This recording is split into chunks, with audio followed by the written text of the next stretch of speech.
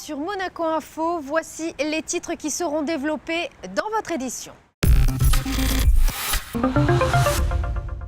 En ouverture de ce journal, nous reviendrons sur cette première mondiale, le décollage d'une montgolfière écologique depuis la place du Palais Princier. Nous parlerons culture avec le salon Art Monte-Carlo qui s'est déroulé ce week-end. Nous découvrirons un défi caritatif en vélo soutenu par l'association Monaco This is Power. Et enfin, nous ferons un bilan du Téléthon 2017. Et nous ouvrons donc ce journal avec cette première mondiale qui s'est déroulée hier sur la place du Palais Princier, le décollage d'une montgolfière écologique. Émission réussie pour les aéronautes de Monaco qui ont rejoint l'Italie quelques heures plus tard. Retour sur l'événement avec Émilie Rousseau. Les lève-tôt n'ont pas dû en croire leurs yeux dimanche matin. Une montgolfière décollant de la place du Palais Princier. Ce n'est pas tous les jours que l'on voit cela. Ces images, on les doit aux aéronautes de Monaco qui ont travaillé pendant 10 ans sur ce projet. Ils ont notamment collaboré avec la Suisse et l'Espagne pour élaborer ce ballon écologique. Et pour mieux comprendre sa conception, il faut revenir quelques heures en arrière lors du gonflage du ballon.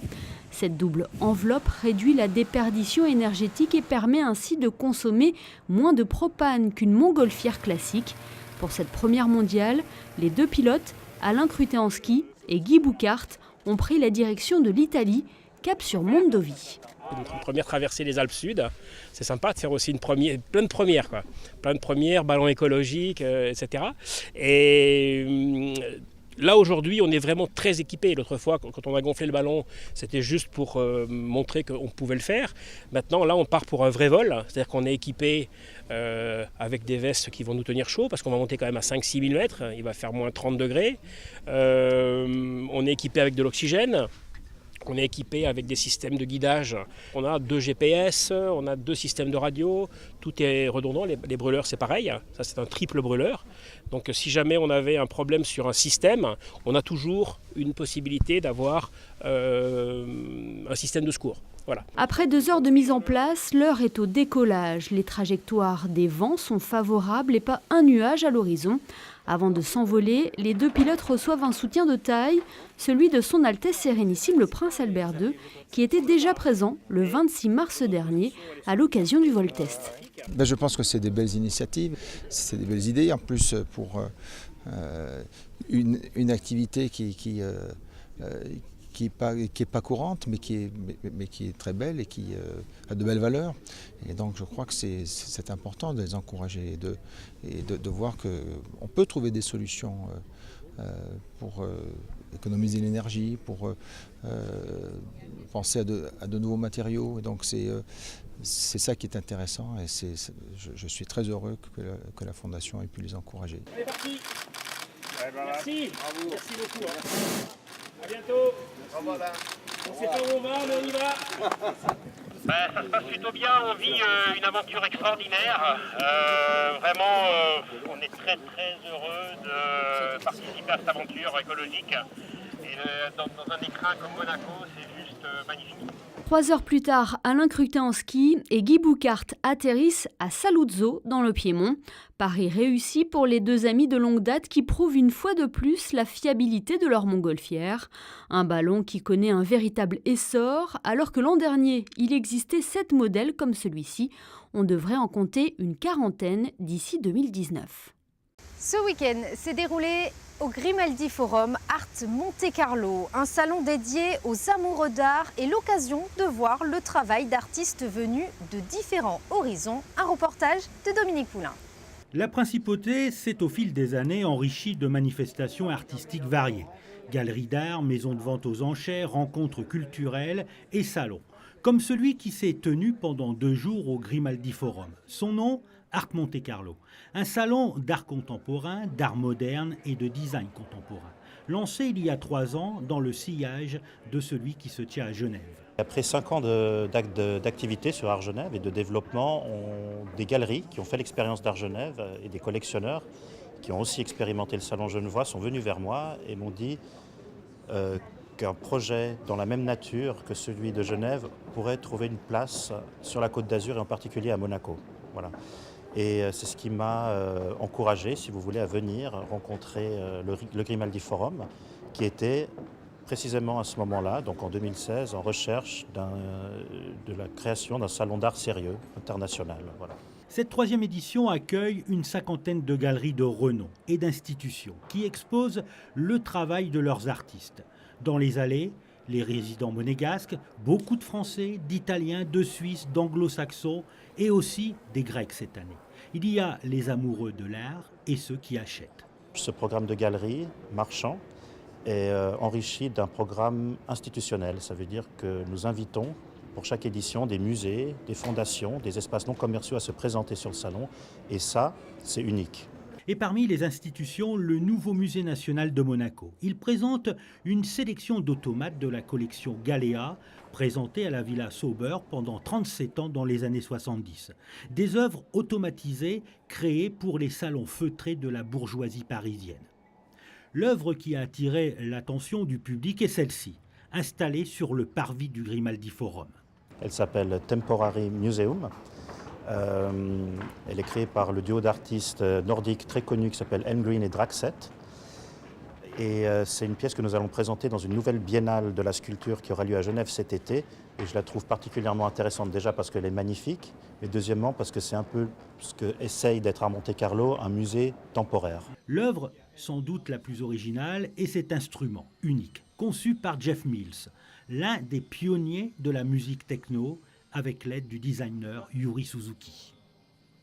Et de la culture, passons à l'associatif. Ce week-end, l'association monégasque Monaco This is Power a soutenu le défi d'un père de famille. Frédéric Grard et l'un de ses enfants atteints d'autisme sont partis de Monaco ce dimanche en vélo tandem pour allier le Touquet. Il revient sur les enjeux de ce challenge. Il est au micro d'Alexandra Pagny. Nous, notre truc à nous, c'est la course à pied à la base. L'année dernière, pour sensibiliser à l'autisme, on avait couru 110 km à Arras-le-Touquet. Et cette année, pour remercier le prince, pour lui faire honneur, qui nous a fait un don d'une montre l'année dernière pour nous offrir des dons. On s'est dit, on va démarrer de Monaco pour faire honneur au prince, pour rallier le Touquet. Et à vélo, cette fois-ci, on change de discipline. Voilà, on se fait en tandem. Voilà, on se fait en tandem et on s'est entraîné tous les 2 jours à peu près. On va faire à peu près 100 km par jour tranquillement. C'est pas une course, on a le temps. Et mon fils va m'accompagner dessus, mais il va faire 10-20 km par jour, qui va se relayer un peu avec son petit frère. L'idée, c'est de sensibiliser, faire parler, montrer que malgré le handicap, on est très bien capable de faire du vélo, de relever des défis sportifs et récolter de l'argent, surtout aussi pour l'association, on en a beaucoup besoin. On ne fonctionne qu'avec des dons en fait. Alors, on a une cagnotte internet sur notre page Facebook, c'est 1000 km pour l'autiste, c'est une cagnotte Hello Asso, sportif solidaire, où ceux qui veulent nous faire des dons, on est une petite boîte sur le vélo, si on rencontre des gens qui veulent faire des dons, il n'y a pas de souci, on est ouvert. Et est-ce qu'on peut parler un peu de cette école qui a été ouverte, son concept ? En fait, ça va faire 5 ans que c'est ouvert, c'est une école qui a été ouverte par des parents, gérée par des parents. On emploie 2 psychologues à BA, et avec des bénévoles formés, encadrés. Et ça tourne tous les 5 après-midi par semaine. Ils sont 9 enfants, ils se relayent chacun à leur tour. Et puis, depuis que les enfants sont là, ils ont fait d'énormes progrès. Il y en a qui vont à l'école à temps plein, il y en a qui ont repris le chemin de l'école. Voilà. Nous, on attend, mon fils est en CM2. On attend l'année prochaine une place en 6e et en Ulisted, par contre les places sont très restreintes. On n'aura que la réponse qu'au mois de juin, fin juin, sinon on n'a pas de solution pour l'année prochaine. 4 mois après la 31e édition du Téléthon, la présidente de la branche monégasque Muriel Agliardi a souhaité réunir l'ensemble des organisateurs et bénévoles afin de les remercier pour leur participation et de dresser un bilan de l'édition 2017. Je vous propose de l'écouter. Le Téléthon global a fait plus de 89,2 millions d'euros et Monaco a fait plus de 70 000 euros cette année. Donc c'est vraiment l'occasion de remercier tous ces bénévoles qui se sont vraiment investis à plusieurs reprises, puisqu'on a eu le Mannequin Challenge, on a eu les événements sur le port et qui sont encore là ce soir et qui fidélisent, comme Monaco Info d'ailleurs, notre Téléthon. Ces dons sont redistribués pour la recherche, pour l'aide aux familles, pour toute la logistique qui accompagne les malades, en grande partie recherche et maintenant les premiers traitements qui commencent à être mis au point et à petit pouvoir être utilisés déjà chez les animaux et puis chez l'homme. Pour l'avenir peut-être, est-ce que vous avez déjà des idées pour l'année prochaine pour amener toujours plus de monde monde. Là, on va essayer de les mettre en réflexion, puisque au cours du lancement du Téléthon en octobre, c'est là que chacun arrive avec son petit projet sous la main et sa manière d'améliorer son organisation. Voilà. Et ces propos étaient recueillis par Alexandra Pani. Et dans le reste de votre actualité monégasque en bref, cette fois-ci. Une bien triste nouvelle pour débuter ces brèves. Ce dernier jour du mois d'avril a été marqué par l'annonce de la disparition de l'une des 2 éléphantes recueillies par son Altesse Sérénissime, la princesse Stéphanie. Népal nous a quittés à l'âge de 50 ans. Elle était atteinte d'une insuffisance rénale chronique. Vous l'avez vu, depuis 2013, elle vivait aux côtés de Baby sur le domaine de Fontbonne. Baby et Népal, 2 éléphantes particulièrement liées à son Altesse Sérénissime, la princesse Stéphanie. Retour à présent à l'actualité qui a marqué le week-end, l'organisation de la Kermesse de l'Amitié à l'église du Sacré-Cœur située au Moneghetti. Un rendez-vous chaleureux, vous le voyez sur ces images, placées chaque année sous le signe de la solidarité. Et avant de terminer ce journal, voici les prévisions météo pour les prochains jours. Pour le premier jour du mois de mai, une alternance de soleil et de nuages avec des températures comprises de 13 à 16 degrés. Mercredi, retour de la pluie, mais vous le voyez, les maximales augmentent, 17 degrés au meilleur de la journée. Très peu d'amélioration pour les jours suivants, de la pluie jeudi, vendredi et samedi. On espère bien sûr, comme vous, que cela changera d'ici là. Bonne nouvelle en tout cas pour dimanche, avec un retour du soleil annoncé et un mercure qui grimpe, 17 et 22 degrés. C'est la fin de cette édition, merci de l'avoir suivi. À présent, la suite de vos programmes. Très bonne semaine à tous sur Monaco Info.